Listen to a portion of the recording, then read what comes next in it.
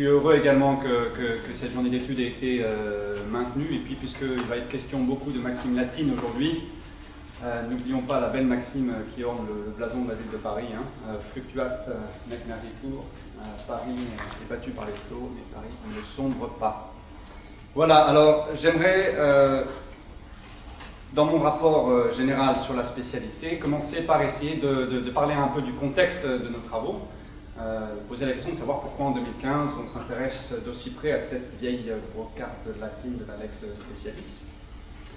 On sait que c'est une maxime qui a une longue histoire, qui a depuis longtemps déjà trouvé à s'appliquer dans le domaine du droit international, mais qui clairement fait l'objet d'un net regain d'intérêt ces 15 dernières années, et ce tout particulièrement dans le contexte du grand débat doctrinal de ce début du XXIe siècle sur la fragmentation du droit international et les conflits de normes réels ou supposés qu'elle est censée entraîner.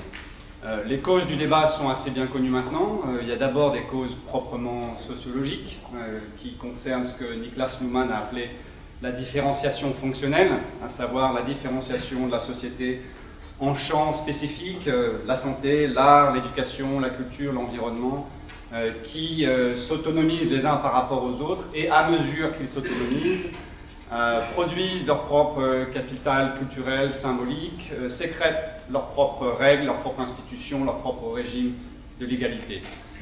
Et comme Martti Koskenniemi l'a parfaitement démontré, au fond, la fragmentation n'est rien d'autre que l'épiphénomène à l'échelle internationale de cette différenciation fonctionnelle. On a affaire à une segmentation de la matière au détriment des grands ensembles, une superposition de régimes plus ou moins autosuffisants, ce qui crée de la friction normative entre règles et ensemble de règles. À ces raisons sociologiques, il faut ajouter également des raisons plus techniques ou bureaucratiques. On sait que la différenciation fonctionnelle affecte la structure et le fonctionnement de l'État. Là où, par exemple, traditionnellement, les traités étaient négociés et conclus principalement par l'exécutif ou les ministères des Affaires étrangères, ils le sont de plus en plus souvent directement par les fonctionnaires, les experts de ministères techniques dans leur domaine réservé. Or, ces experts et ces fonctionnaires n'ont pas toujours connaissance de ce qui se trame dans les autres départements, ce qui augmente les risques d'engagement contraire et contradictoire de la part des États. Et puis enfin, des causes plus politiques au conflit de normes. On sait que certains États manipulent le conflit normatif à des fins stratégiques. Si un État, par exemple, n'est pas satisfait d'un traité en vigueur, il peut tenter d'utiliser son influence pour convaincre d'autres États de conclure de nouveaux traités qui vont venir mettre en cause le régime juridique existant. On pense à cet égard, par exemple, aux conventions bilatérales de non-extradition qui ont été conclues par les États-Unis avec un certain nombre de parties au statut de la CPI, prévoyant, organisant juridiquement l'immunité des ressortissants américains, ce qui évidemment est difficilement compatible avec les dispositions du statut en matière d'extradition. Alors voilà, qu'il soit sociologique, technique ou politique, on a en tout état de cause des phénomènes qui augmentent les probabilités de conflits normatifs en droit international, et c'est dans ce contexte qu'on a un regain d'intérêt pour la question des techniques de résolution des conflits normatifs, et en particulier de la lex specialis, pour des raisons qu'on pourra évoquer peut-être plus tard dans les débats. Et pourtant, on ne peut manquer de noter un certain paradoxe, puisque quand bien même la lex specialis fait l'objet de cette attention renouvelée et trouve à s'appliquer dans des domaines de plus en plus nombreux, elle demeure un concept qui est très largement impensé et sous-théorisé. Ce qu'on observe, c'est que les auteurs qui parlent de lex specialis le font souvent un peu rapidement, en passant, en se référant à la lex specialis comme une maxime qui va un peu de soi, qui relève du bon sens, du sens commun, d'un aspect naturel du raisonnement juridique, et qui donc n'appelle pas véritablement d'élaboration théorique particulière. Les cours et tribunaux internationaux ne sont pas du grand N non plus, puisqu'ils ont tendance à faire un usage que je qualifierais de heuristique, intuitif, un peu expérimental de la lex specialis, sans jamais véritablement faire la lumière sur ses raisons d'être, ses conditions d'application, ses effets. Et donc on a une espèce de lex specialis révélée, qui est rarement articulée, développée de manière explicite et systématique. Et ce que je voudrais démontrer dans mon rapport, c'est que dans cette impensée de la lex specialis, se niche en réalité une grande indétermination, une grande complexité juridique et de radicales incertitudes Pour ma part, je ne parlerai pas d'ailleurs d'incertitude, je parlerai de flottement, pour bien marquer le fait que ce à quoi on a affaire, ce n'est pas simplement un sous-développement doctrinal, ce n'est pas simplement un concept dont les contours sont un peu vagues et indéfinis, mais bien on a affaire à des mouvements, des déplacements du concept en fonction des contextes. Et je parlerai de 3 grands flottements, qui sont d'après moi caractéristiques de la Lex Specialis aujourd'hui: le flottement normatif, le flottement épistémologique et le flottement fonctionnel. Alors d'abord le flottement normatif. Ce que j'entends par flottement normatif, ce n'est pas la question du statut juridique de la Lex Specialis, je pense qu'on aura l'occasion d'y revenir plus tard. C'est la question plus générale et peut-être plus fondamentale de savoir pourquoi en droit, lorsqu'on a affaire à un conflit normatif, il convient de donner priorité ou primauté à la règle spéciale. Quelles sont les valeurs, les principes, les considérations normatives qui justifient qu'on octroie ce statut un peu particulier et dérogatoire à la norme spéciale. Sur ce sujet, il n'y a pas de consensus, donc on a déjà un flottement. On a globalement trois grandes écoles de pensée, 3 grandes justifications de la primauté de la loi spéciale. On a d'abord une justification volontariste qui consiste à souligner le fait que la Lex Specialis reflète plus exactement que la loi générale le consentement des États à régler de manière particulière une question particulière. Donc on a une justification qui est fondée sur la liberté contractuelle et l'autonomie des États, qui donne priorité à la norme spéciale parce qu'elle est censée incarner, elle est censée réaliser mieux que la loi générale le consentement des États dans un domaine particulier. On a ensuite une justification utilitariste qui consiste à donner priorité à la norme spéciale dans la mesure où elle est formulée de manière plus précise, plus spécifique, plus concrète, et qu'elle est censée être plus en adéquation avec la matière considérée que la loi générale. Dans cette perspective, on considère que plus une loi est spéciale et spécifique, plus elle est utile à la fois aux États qui ont toujours besoin de connaître avec un certain degré de précision et de clarté les obligations qui régissent leur comportement, et utile également aux juges, dont on considère que l'office est rendu plus aisé par l'existence de règles qui sont à même de prendre en compte les circonstances particulières du différend dont ils ont à connaître. Et puis il y a enfin une dernière justification, qui est la justification pluraliste de la Lex Specialis, qui est fondée sur l'idée que le droit international, pour ne pas devenir un droit hégémonique et impérialiste, doit être capable d'accommoder différents ordres de valeurs, différents intérêts. L'idée ici, c'est que lorsque des États sont liés par certaines solidarités géographiques, politiques, culturelles, ils doivent être capables d'élaborer des règles particulières entre eux et que dans certaines limites, ces règles doivent être capables de déroger au droit général. On sait que René Jean Dupuy, par exemple, a longtemps justifié la primauté de la coutume particulière par rapport à la coutume générale en application de ce principe de pluralisme. Pour Dupuy, les coutumes particulières traduisent à l'échelle d'une région géographique ou politique, je cite, une solidarité sociale profondément ressentie. On ne saurait réduire cette coutume particulière en faisant prévaloir de manière un peu artificielle la coutume générale. Ce serait, nous dit Dupuy, nier la spécificité des problèmes propres à une région impliquant des solutions coutumièrement trouvées en son sein. Donc voilà, on a 3 grandes justifications qui font appel à 3 ordres de valeurs distincts. Pour complexifier encore un peu les choses, il faut bien noter que l'idée de la primauté du droit spécial a de tout temps fait l'objet de critiques plus ou moins radicales. Donc elle ne va pas de soi, cette idée. Si on prend un auteur solidariste comme Georges Selle, par exemple, pour Selle, il a toujours été clair qu'en cas de conflit normatif, c'est la règle générale qui doit l'emporter. Chez Selle, il est inconcevable que, sous prétexte de souveraineté, l'ordre juridique autorise les États, par voie d'accord particulier, à déroger à ce qu'il appelait l'économie d'ensemble du droit commun. Donc pour Selle, la règle commune doit l'emporter sur les intérêts particuliers. Il y a d'autres auteurs qui ont fait une critique peut-être moins radicale de la Lex Specialis, qui ne rejettent pas complètement le principe de la primauté de la spécialité, mais qui néanmoins critiquent l'application mécanique, systématique de la Lex Specialis à toutes les situations. Charles Rousseau, par exemple, a longtemps critiqué l'application systématique de la Lex Specialis à tous les domaines, en disant que ça crée de l'instabilité dans les règles de droit.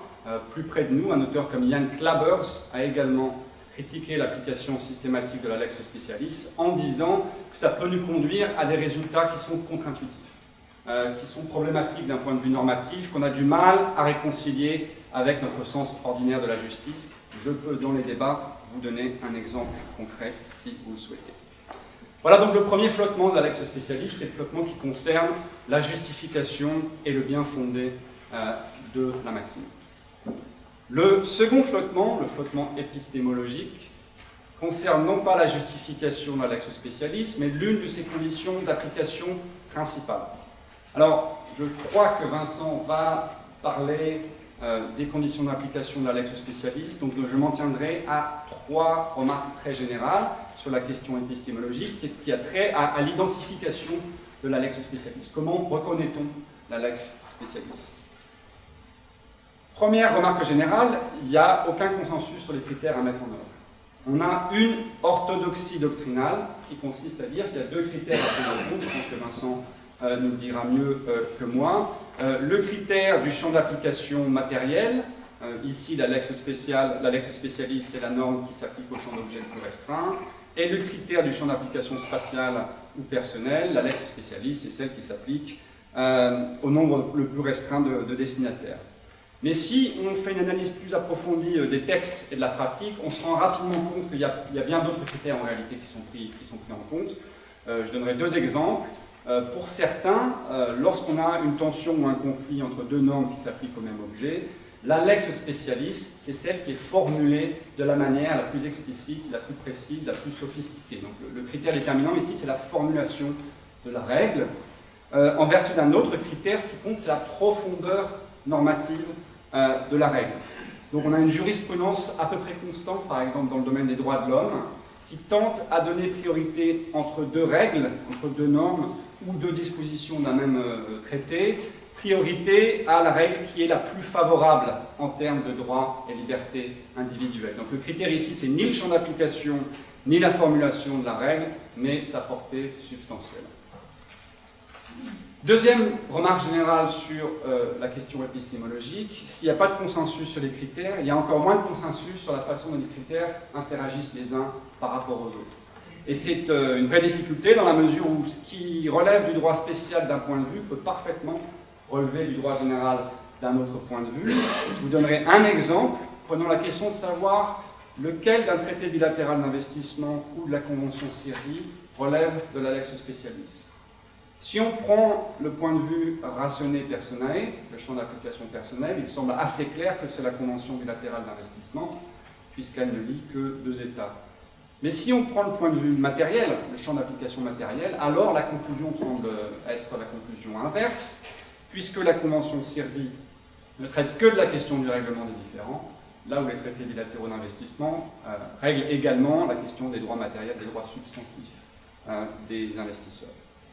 Et troisième problème, enfin, quant à l'identification de la règle spéciale, chaque critère pris individuellement soulève un certain nombre de difficultés. Je pourrais vous donner des exemples pour chaque critère. Je m'en tiendrai à un exemple. Si on prend encore une fois le critère du champ d'application personnel ou spatial de la règle, prenons l'exemple du traité bilatéral, c'est le cas type de la lex specialis rationnée matérielle, puisqu'elle ne lie que 2 États. Mais que se passe-t-il si les dispositions du traité bilatéral se retrouvent répétées à l'identique dans des centaines de traités bilatéraux? A-t-on toujours affaire à une règle spéciale ou à une règle générale? C'est une question qui très concrètement s'est posée dans l'affaire CMS contre Argentine, par exemple. Dans cette affaire, le tribunal CIRDI devait décider si en droit des investissements, l'actionnaire minoritaire peut se prévaloir d'un traité bilatéral d'investissement et poursuivre l'état d'accueil devant le CIRDI, ou si seule l'entreprise elle-même ou l'actionnaire majoritaire pouvait le faire. Le tribunal a commencé par dire que traditionnellement, cette possibilité n'est prévue qu'à titre de lex specialis par certains traités bilatéraux d'investissement, mais le tribunal a fini par conclure que, du fait de la prolifération des traités bilatéraux d'investissement qui prévoient cette possibilité, on a maintenant affaire à une loi générale du droit international des investissements. Donc flottement normatif, flottement épistémologique. Je terminerai par quelques remarques sur le flottement fonctionnel. qui concerne cette fois-ci les fonctions qui sont assignées à la maxime de la lex specialis par les différents acteurs du droit international. Et je pense que c'est sans doute sur ce point que l'indétermination de la lex specialis est la plus criante. Là encore, on va avoir une présentation qui traite à part entière de la question de l'indétermination fonctionnelle de la lex specialis, donc je me contenterai d'effectuer certaines remarques d'ordre général. Pour faire bref, on peut dire que historiquement, il y a 3 fonctions qui ont été assignées à la lex specialis dans des contextes différents. On a d'abord la lex specialis comme règle de conflit de loi, au sens du droit international privé. Donc de la même manière qu'en droit international privé, la règle de conflit permet de désigner la loi qui a le lien le plus étroit avec la situation et de l'appliquer à l'exclusion des autres lois qui sont potentiellement applicables. Ici, la lex specialis permet de désigner la loi compétente et applicable à l'exclusion du droit général. Donc, une fois désignée, la loi spéciale est considérée comme étant applicable pleinement, entièrement, à l'exclusion du droit général, qui est mis de côté et ne joue aucun rôle. Donc, on a la version la plus absolutiste de la lex specialis, puisque la simple existence d'une règle spéciale conduit à la non-application de la règle générale. On sait que c'est cette version de la lex specialis qui a été employée historiquement par la Cour permanente de justice internationale dans sa jurisprudence de l'entre-deux-guerres, mais on la trouve à l'œuvre beaucoup plus récemment dans l'argumentation juridique de certains États dans certains contextes particuliers. Je vous donne l'exemple le plus frappant, l'argumentation de l'administration américaine dans le contexte de la guerre contre le terrorisme. On sait que l'administration Bush et l'administration Obama, toutes les deux, arguent du fait que lorsqu'il s'agit de juger de la légalité de certaines actions, comme la détention des prisonniers de guerre à Guantanamo Bay ou les assassinats ciblés par drone, seul le droit des conflits armés, au titre de lex specialis, trouve à s'appliquer à l'exclusion d'autres régimes, et notamment du droit international des droits de l'homme. Donc ce n'est pas simplement une version historique de la lex specialis qui ne trouve plus à s'appliquer, elle trouve encore à s'appliquer dans bien des contextes. On a ensuite la lex specialis comme ce que j'appellerais principe de séquencement procédural. Ici, la lex specialis jouit d'un statut prioritaire dans le sens où elle doit être mise en œuvre en premier lieu et à titre principal, mais le droit général demeure applicable à titre complémentaire. Donc on a la loi spéciale et la loi générale qui font l'objet d'une application conjointe. Et dans cette perspective, il n'y a que en cas de conflit normatif, c'est-à-dire que, et de conflit véritable, lorsqu'il est impossible de mettre en œuvre les deux normes simultanément, que la loi spéciale va venir écarter l'application de la loi générale. Dans tous les autres cas, la lex specialis et la lex generalis sont applicables parallèlement, et on sait que c'est cette version de la lex specialis qui est défendue notamment par l'organe d'appel de l'OMC. On a enfin une troisième version de la lex specialis, qui est la lex specialis comme simple principe d'interprétation conforme du droit spécial et du droit général. Ici, la lex generalis et la lex specialis sont en tout cas applicables de manière cumulative. La loi spéciale ne vient que conditionner la mise en œuvre et l'interprétation du droit général. Même en cas de conflit, la maxime de la lex specialis impose d'interpréter la loi générale à la lumière de la loi spéciale. Donc clairement, le droit spécial a un rôle prépondérant. C'est le point fort de l'interprétation du droit, mais le droit spécial ne vient jamais complètement écarter l'application du droit général. Et on sait que c'est cette version de la lex specialis qu'on trouve notamment alors dans la jurisprudence plus récente de la Cour internationale de justice, en particulier sur la question de l'articulation du droit des conflits armés et du droit international des droits de l'homme. Est-ce qu'il me reste encore une minute ou deux pour la conclusion ? Une minute pour la conclusion générale. Très bien. Donc, on a affaire avec la lex specialis à l'exemple caractéristique d'un concept flou ou d'un concept fluide. Un concept au caractère indéterminé, qui n'a pas de signification fixe, précise ou stable, et qui donc peut être mobilisé, utilisé pour atteindre des conclusions différentes, parfois des conclusions opposées ou contradictoires. Et c'est là le vrai paradoxe de la Lex Specialis. On a une maxime qui est censée mettre de l'ordre dans le droit et nous permettre de résoudre efficacement les conflits de normes, mais la maxime elle-même est désordonnée, conflictuelle et indéterminée. Alors que penser de cette fluidité porteuse de paradoxes? Tout dépend évidemment de nos présupposés théoriques et normatifs. Je pourrais en parler pendant de longues minutes. Je me contenterai de terminer en disant la chose suivante. L'indétermination et la fluidité, les flottements de la Lex Specialis, ont au moins un mérite. C'est qu'ils permettent à la politique de refaire son entrée dans la question des conflits normatifs. Et c'est une bonne chose, parce que les conflits normatifs, en tout cas la plupart des conflits auxquels nous avons affaire aujourd'hui, ne sont pas le résultat de simples accidents normatifs ou de simples incompatibilités techniques entre régimes. Ces conflits normatifs mettent en scène des tensions entre différents ordres de valeurs. Tensions entre le commerce et l'environnement, tensions entre les droits de l'homme et les immunités souveraines. Or, l'articulation de ces ordres de valeurs est une question éminemment politique qui ne peut pas être soluble d'après les procédés techniques du droit positif. Et donc, il n'est pas surprenant que lorsqu'on a affaire à des problèmes de cette nature, le droit ait du mal seul à les résoudre de manière définitive et catégorique. Je vous remercie pour votre attention.